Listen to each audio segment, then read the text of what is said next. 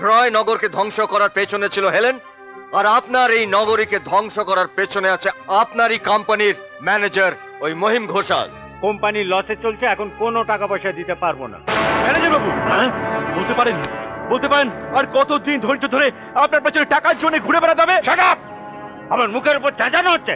Rascal, যা এখান থেকে। ম্যানেজার বাবু,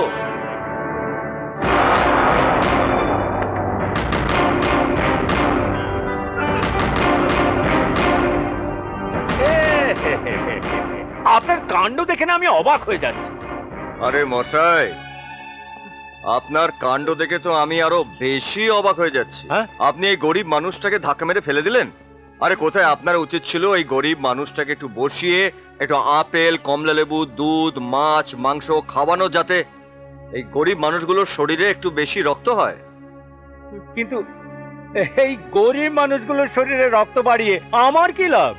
এই গরিব মানুষগুলোর শরীরে রক্ত বেশি না হলে আপনার মতন বড় লোকেরা খাবে কি? হ্যাঁ, আপনি হঠাৎ এখানে? রনে বনে জঙ্গলে তুমি যেখানেই বাওয়াল করিবে, সেখানেই তুমি আমাকে পাইবে গেলানোর জন্য। যে ব্যানার্জি ইন্ডাস্ট্রি এতগুলো বছর মাথা উঁচু করে দাঁড়িয়ে আছে, কেউ তার দিকে আঙুল তোলার সাহস পর্যন্ত পায়নি, সেই ইন্ডাস্ট্রির নামে তুমি বাজে কথা বলছো? বাজে কথা নয়, আপনার এই কোম্পানির মাথা যাতে নিচু না হয় আমি সেই চেষ্টা করছি। ট্রয় নগরকে ধ্বংস করার পেছনে ছিল হেলেন, আর আপনার এই নগরীকে ধ্বংস করার পেছনে আছে আপনারই কোম্পানির ম্যানেজার ওই মহিম ঘোষাল। কি প্রমাণ আছে তোমার কাছে? কটা প্রমাণ চান আপনি? যে দিন আনা দিন খাওয়া গরিব শ্রমিকদের ঘামে ভিজে আপনাদের এই কোম্পানির ভিত শক্ত হয়েছে, দিনের পর দিন সেই শ্রমিকরা মাইনে পায়নি, কত বেলা তাদের ঘরে উনুন জ্বলেনি, সেই খবর রাখেন আপনি?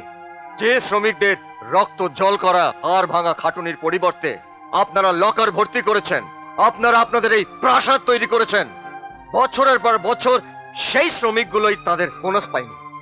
আপনাদের ম্যানেজারের উচিত ছিল সেই শ্রমিকদেরকে ওভারটাইমের টাকা দেওয়া, আর সেই টাকা না দিয়ে আপনাদের সেই ম্যানেজার ওই শ্রমিকদের গলা ধাক্কা দিয়ে পার করে দিয়েছে।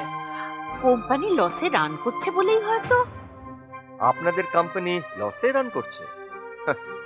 আমি নিজের চোখে দেখে এসেছি যে গত কয়েক বছর ধরে আপনাদের কোম্পানি প্রচুর টাকা লাভ করেছে। সে কি? তাহলে এতগুলো টাকা গেল কোথায়? বেড়ালকে মাছ সামলানোর দায়িত্ব দিয়ে নিজের ভাতের থালায় আপনি মাছ খুঁজছেন।